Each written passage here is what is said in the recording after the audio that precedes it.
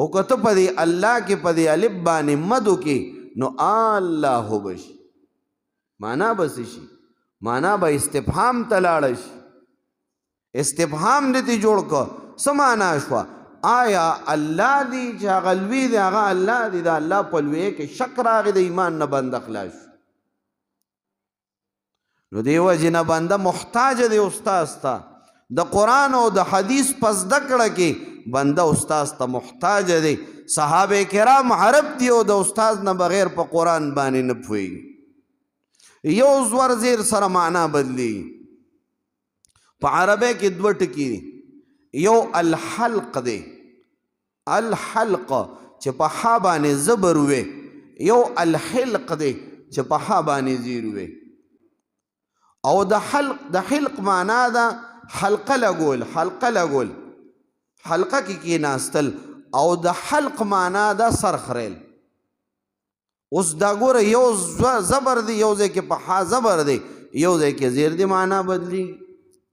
مولا علی قاری رحمه الله تقریر بخاری کې فرمایي چې یو سړی حدیث بیانو د الله د رسول نو د الله د رسول صلی الله علیه وسلم حدیث بیانو او پوی سړیو دام نه چې عام جټ سړیو جټ سړی چې د قرآن یا د حدیث بیان کوي دی به د حدیث مفهوم بیانوي مفهوم څه مطلب وي مفهوم دا چې د قرآن د الله د رسول د دې قول نه دا خبره فهم ته راځي ډایرکټ به د یو خبرې نسبت د الله رسول طرف ته نه کوي بلکې دی به وایي چې د دې خبرې مفهوم دا دی د دې حدیث مفهوم دا دی یعنی فهم ته دا خبر راځي خلاصې دا ده نچوړې دا دی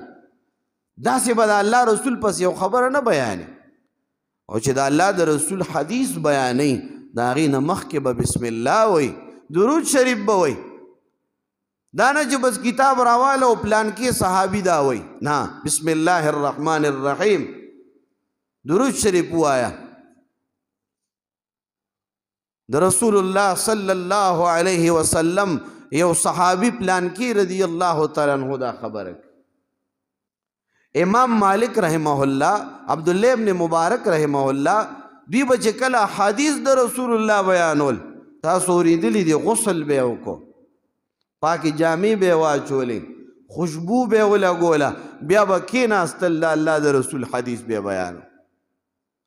دا به داسې نه وایو چې ایک دفعه کا ذکر ہے لکه د سکول په کتاب کې قصه را یو کارغه و ډېر تږی و یو دغه و دا اوس نه په ادب او احترام سره د الله نوم به مخکې والو بسم الله الرحمن الرحیم درود شریف به ووایو اول نه به پې ځان پویو کړي چې دا څه دي دې کې څه وایي دا به څنګه وایم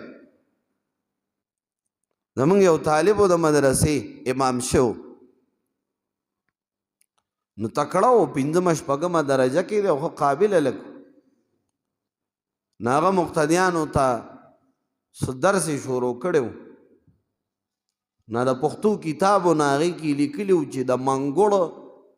وینه چې دی دا پاکه ده منګوړ یې کټمل ته وایي بعضې علاقو خلک نو ده اوس کتاب کتلی نه دی بټ ډارک یې راواخیستو خلک ورته ناست دي وی دی وی منګوړ وی د منګکوري وینه پاکه لوی جاخه جوړه شوه زمونږ قاري صاحب فتوا ورکړې ده خلک خدا د شر خبر رانیسي که نه مونږ 15,000 سمې خبرې وکړو په هغې څوک عمل نه کوي او که یو ځای خطا شي وایي دا چلې وکړه هغه روانه خبره خلک رانیسي 500 جمع ورته وکړه ښه مزېدار په یو جمع کې خطا شه هغه خطا دی خلک یادي هغه دی نه یادي دغه شان 500 ښېګړې چا سره وکړه هغه دی نه یادي یو خطا دی یادي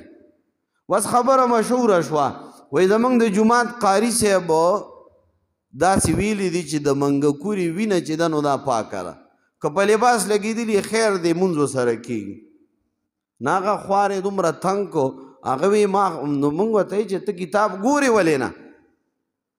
که ستا د خپلې ژبې کتاب هم دی مخکې وګوره ځان پې پوه کا که په یو ټکي نه پوهېږې د هغې په مقصد ځان پوه که د دې معنا څه ده بیا بل ته ووایه مونږ د قرآن ترجمې کوو تفسیرونه کوو الحمدلله چې تاسو ته موږ درس ته کینو نو مخکې ته نه 15 شپږ تفسیره وګورو سراسره شته دی څه نشته دی سم په موبایل کې راړولي موبایل کې وګورو خو ښه پوره په ځان مطمئن کو نو تاسو ته کینو دا نه چې نه راځي عالمانو له ورځي خو د هغې نه مخکې وګوري 15 شپږ تفسیره څوک 7 تفسیره څوک 8 تفسیره دې ته به داسې ګورې بې قدرې باندې نه ګورې دې پسې شاته لویه خواري وي تا ته چې د قرآن یو آیت ترجمه او تفسیر عالم بیانوي هغه په شپږ 7 تفسیره کتلی وي نو ته به وایې چې موږ ته خو یو آیت بس 10 منټه کې بیان کي نه هغه چې 200 خبرې وګوري هغې کې 10 تا ته ووایي او دا 10 کم 200 ځان سره هغه محفوظ وساتي یا بعضې خبره د کول وي یا نه وي یا ستا په فهم کې راځي یا نه راځي یا وخت کم وي یا د خلکو پویه کمه وي نو عالم چې تا ته یو آیت وایي په هغې باندې 15 شپږ تفسیره ګوري خواري کوي نو مولا علی قاری رحمه الله فرمایي چې یو عالم حدیث بیانو حدیث مبارک دی نهى رسول الله صلی الله علیه وسلم عن الحلق للحدیث قبل الصلاة یوم الجمعة حدیث مبارک کی دی چې رسول الله صلی الله علیه وسلم منع فرمایلی ده د جمعې په ورځ باندې د جمعې د مونځ نه وړاندې د حلقې جوړولو نه چې تاسو پکې خبرې کوئ لکه د مونځ نه مخکې په جومات کې خلک حلقې جوړ کړي او خبرې کوي نو د جمعې په ورځ یې منع فرمایلی ده چې تاسو د جمعې د مونځ نه وړاندې چې د جمعې مونځ نه شوی نو په جومات کې حلقې مه جوړوئ چې تاسو خبرې وکړي دی حدیث بیان کړی وی مولا علی قاری مولا فرمای وی یو عالم دا حدیث بیانو نو وی چې نهار رسول الله صلی الله علیه وسلم عن الحلق حلق پځې حلق وی نو ګوره په ح باندې زیر پځې باندې زبر وی معنا بدله شو نو په درس کې څه وی چې رسول الله صلی الله علیه وسلم منع فرمایلی دا د جمعې په ورځ باندې د جمعې د مونځ نه وړاندې د سر خریلو نه معنا کوم خوا لاړه حلق او حلق حدیث کې دی چې حلقې مو جوړوئ خبرو دپاره کینې مه ګپ شپ مه لګوئ هغه حلق وي زبرې وي معنا لاړه وی معنا یې وکړله چې د الله رسول منع فرمایلی چې تاسو سر خروئ نو د جمعې په ورځ د جمعې مونځ نه مخکې مه خروئ نو په یو زور زیر سره د قرآن او د حدیث معنا بدلیږي بعضې معنا داسې بدلی شي مونځ ور سره فاسد شي بعضې معنا داسې بدلی شي انسان د ایمان نه خلاص شي نو بنده په قرآن او حدیث کې استاذ ته محتاج دی بغیر د استاذه په قرآن باندې که پویه ممکن وه عدی بن حاتم به نه خطا کېدلو چې عدی بن حاتم د خپل قبیلې سردار دی پلار یې عرب دی نیکې یې عرب دی وګوره چې آیت راغی وکلوا واشربوا حتی یتبین لکم الخیط الابید من الخیط الاسود من الفجر عدی بن حاتم د قرآن په دغه محاوره باندې پوی نه شو بل مطلب یې واغشته چې رسول الله خبر شو وی عدی ستا دا باله خوړې لوی نه دی چې تا د دې لاندې روغ مشرق راوستی دی د دې مطلب خدا نه دی بلکې د دې سپین تار او تور تار مطلب دا دی چې د شپې تیاره نه د سپین تار یعنی سبا دا رڼا دا روخیږي او صبح صادق روخیږي نو قرآن الله د هر کتاب سره استاد او معلم را لېږلی دی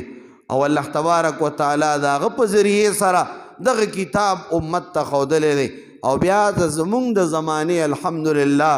د هر عالم سند او د هغه نسبت او د هغه سلسله داسې د خپل استاد نه روانه شوې ده او د رسول الله صلی الله علیه وسلم پورې تلې ده نو هر فارغ التحصیل عالم چې د قرآن معنا بیانوي د حدیث معنا بیانوي هغه بیانوي چې رسول الله او صحابو بیان کړی ده